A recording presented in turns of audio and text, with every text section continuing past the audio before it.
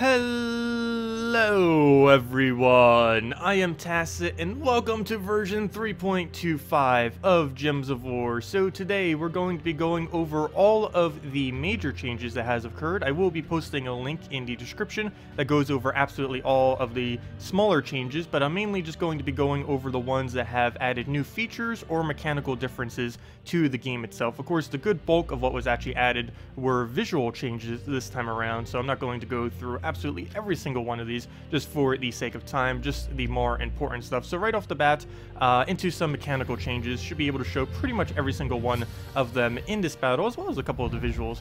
But we're up against a double Kraken, Forest Troll, Queen Mab, stuff similar to this, very common. Just a couple changes though, as you can see. Well, for one, new status effects, appearance, and all that kind of stuff. But actual important things. Submerge is now decent. Submerge now works against a couple additional things. The main two of which is it now works against Queen Mab's mana burn, so anything that does full AoE mana burn, which is currently only Queen Mab, she will, or anything that is submerged, will be able to dodge that.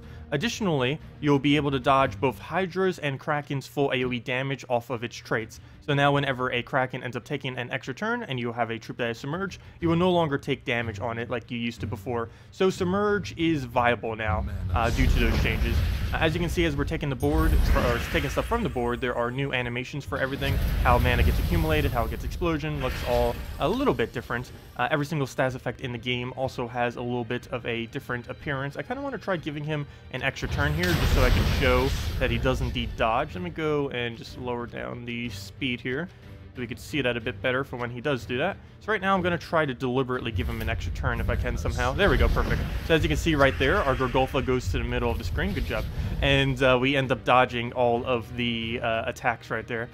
So now that he's in the middle, this again. This actually, I don't know what exactly causes it. Sometimes it does it, sometimes it doesn't, but he still functions. It's just a weird glitch as a result of them fixing it. Mechanically, it's doing the right thing. Visually, it's... I don't even know what to say about that. But the only problem, though, is we can't see those few colors right there, so I don't know if I can actually get a cast off. Also, let me go bring the speed back. Everything other than 4 times feels so slow now. Anyways, let's finish out this battle with the disability of not being able to see a part of the board. Hey, look at that. We still got those extra turns. We don't even need to see that part of the board. And down he goes normally, or as normally as this is. And down goes with the Gorgolfa. But yeah, as you can see, we did technically dodge. He dodged so far he went off from his spot. So he's really good at dodging with that Submerge now. So yes, you can dodge those things with Submerge.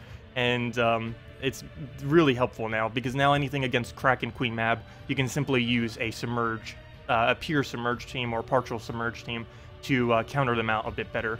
So really nice change with that. So other related changes to go over. There were actually 3 troops added in this patch. Very rarely have they ever added even 1 troop into a patch, let alone 3, unless it was an actual whole kingdom coming in. But we did get 3 additional ones.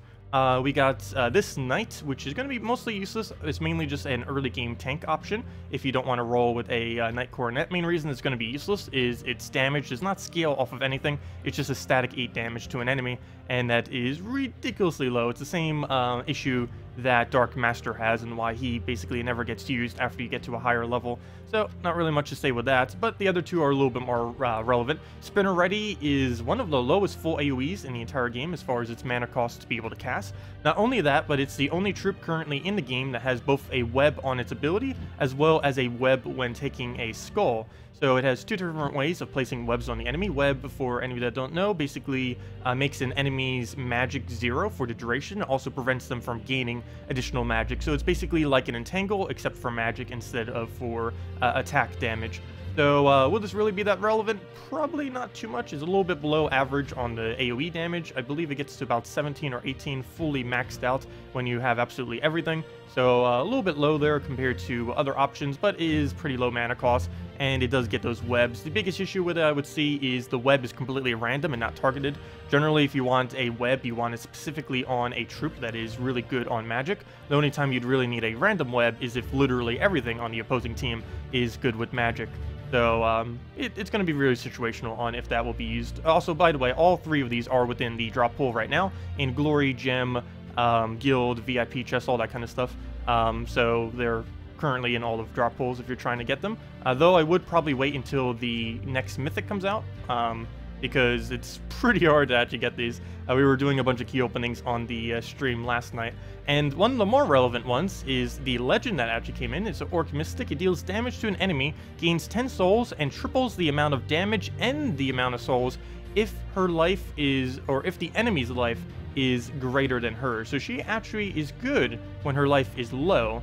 So you could either do troops that lower down her life, which aren't currently too many available, but the other option that you can do is simply use it against true damage teams. Any team that has poison or true damage on it she'll fend pretty well against. So if they're running like a Vinoxia, if they're running a Reale, if they're running something like a Crimson Bat, anything like that, Khorvash, you'd probably want to use her, be able to get those magic procs. You end up getting a lot of magic, any magic whenever any of them die, as well as magic whenever she takes HP damage. So if she's poisoned, she basically gains 1 magic per turn, essentially, because that's a 50% chance that she'll get 2 magic every turn, and that would average out to about 1 per turn. And she also has Necromancy. She's one of the few troops in the entire game that has a soul gain plus a soul gain off a trait, as well as a soul gain off of her ability itself. Not to mention, she can gain 30 souls in one single cast if her, which is 3/4 the amount of souls you need for your cap. If you happen to be hitting something that has a higher HP. Generally, she'd want to always be doing that, though there are situations where you just won't be able to do that, and you'll just have to use her damage for a single pickup. Has quite a bit of purpose. I will be doing a whole video going over these 3 separately from this, but do keep in mind that they are in the drop pool right now. One other pretty noteworthy thing at the moment, actually I should mention this. This is finally in alphabetical order. Not really that important, but it looks a lot nicer now. What was I about to go? Oh yeah, hero. Where is the thingy thing? Yes, you can now change your name for free. This was technically always possible. You just had to send a support ticket to the devs, and then they would change it for you. But now there is a way to do it in the game. I actually don't want to click this because I actually don't know what comes up. But I assume you just click it, you type in whatever you want your new name to be, confirm it, and boom, you got your name changed. The first one you get is free, but every subsequent name change that you do thereafter now costs 200 gems. And you no longer need to contact support to be able to change your name. You can just simply do it within the game itself. So that's a pretty nice change, and especially since you don't have to actually pay anything for your initial one, and most people probably won't be needing more than the initial name change, so that works out quite well. Other than that, there was a bit of a change to Soul Forge, which was both good and bad. It really depends how you look at it. It's not really the change a lot of people were expecting to occur with it, though I guess it's okay. Basically, all of these summoning stones, before, what they used to do is they were basically like a gem key that was focused on a specific color. So let's say you were going to open up this blue one. It would give you a random ultra rare or higher that was blue. And this could be legends or mythics before.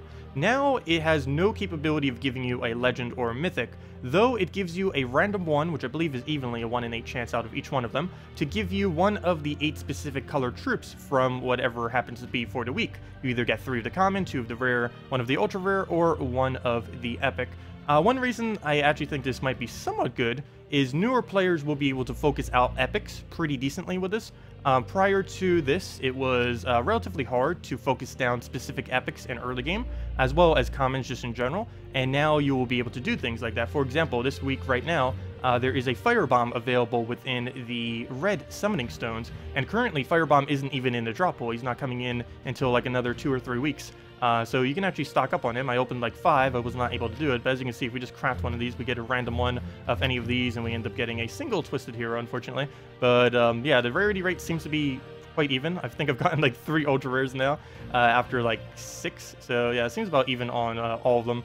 But if you ever see something that you really need in one as a newer player, this would be a pretty good way to focus troops. Particularly on these reds, like you didn't have a Valkyrie yet, you didn't have a Firebomb, would be pretty decent to target that. Also for trying to get those much needed epics. I don't think there was any currently available, but I will start going over these every Monday now. Yeah, I don't think there's much else other than really the Firebomb this week. Maybe that Spirit Fox as well. But yeah, this isn't really that good of an example. Maybe Rock Spirit for early game. But there's always those options. Just if you happen to see one in a certain color, you'd be able to go and focus them in early game. Of course, one thing that people have been wanting instead of this was to actually be able to specifically focus a troop. Like, for example, if we wanted the Firebomb, let us actually get the Firebomb instead of just having a random chance. And of course, there's the downside of that. You can no longer get legends or mythics from it, which makes their cost quite absurd for how much it is. They could probably half this, and I'd still consider not doing it. They're quite expensive now, given the change that they made to it, so I don't know if they're going to look into reworking that or not. But for newer players, this is definitely a decent change, I would say, overall, as far as the summoning stones are concerned, as it will allow you to get key troops a little bit better than how they were previously obtainable.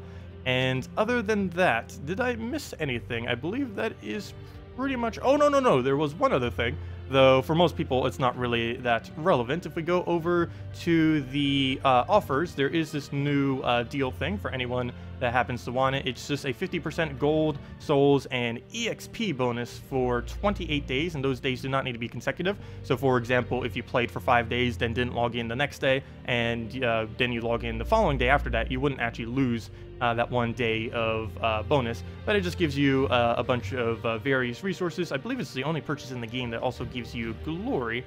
Overall, I would say there's only 3 people that would really go for this. People that are trying to work towards the $130 for VIP 5, which would likely be a Death Knight armor, something else, and maybe this pack with it, which would pretty much bring you there. For somewhat newer players who are around the level 150 to 500 level range, who are looking just to progress a little bit more, if you're playing for a few hours a day, that might be good for you. And anyone who's just spending a lot of money on the game in general, this bundle is technically more time efficient. If you're making like $10 or more per hour, it is more time efficient just to buy this bundle than to actually grind it out. So for people might also find it desirable in that way. Also, if you're trying to grind out EXP for whatever reason, that would also be somewhat helpful. But for the most part, I probably won't be buying this at all. As a late game player, you pretty much already have enough resources that you don't really need these bonuses. It would just be that nice little boost maybe just to progress your account if you're kind of just somewhat starting. Definitely make sure you get Death Knight armor first though, because that's permanent and this is only very temporary. It's a really niche thing, but they did end up adding it. They need to make money somehow. So yeah, that is pretty much everything other than just various visual changes, visual bug fixes. I'll make sure to have the link in the description going over absolutely everything that has been tweaked. Oh, and there was one other small change, though this is only applicable to PC. We now have more Steam achievements. These are all the same ones that console have. Mobile currently does not have them, though you guys, I believe, are getting it next patch or sometime in the nearest future. The only reason why only PC ended up getting it this time around was because PC already had achievements integrated. So all they did was basically just copy over all of the console achievements over to the PC version. So we have all of that now. I'll probably do a guide on 100%ing them eventually. But anyways, guys, that's all the changes. Link in the description for all of the additional ones if you want to read through all the little nitty-gritty stuff yourself.